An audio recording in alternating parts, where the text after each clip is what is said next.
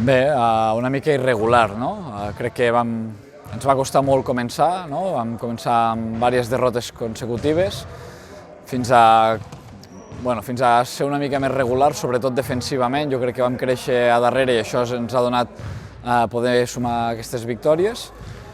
I després,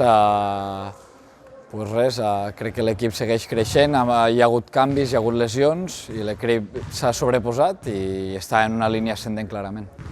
Bé, que espero que l'equip continuï creixent, cada dia veig que l'equip jugant millor, defensant millor i esperem que ens surti un bon partit, no? Hem de ser conscients que serà dificilíssim.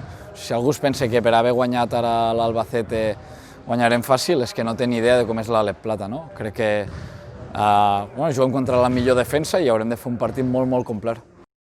Molt perillós, no? Molt perillós. Crec que l'altre dia contra el Barça va competir bé, crec que és cert que els últims partits ha jugat amb gent de dalt i òbviament han guanyat els equips de dalt, no? Però crec que és un rival que és capaç de guanyar qualsevol equip i haurem de fer molt bé les coses. O sigui, jo soc molt conscient de que l'equip ho haurà de fer molt bé per a sumar una victòria a Hospitalet.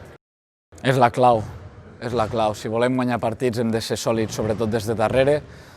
Nosaltres no tenim un pressupost per a fitxar grans estrelles, no? I llavors la clau és ser un equip, no? I per créixer com a equip hem de créixer començant des de la defensa i a partir d'aquí, quan siguem sòlids a darrere, seguint amb la confiança en atac, no? Però crec que la defensa serà la clau durant tot el que queda de temporada.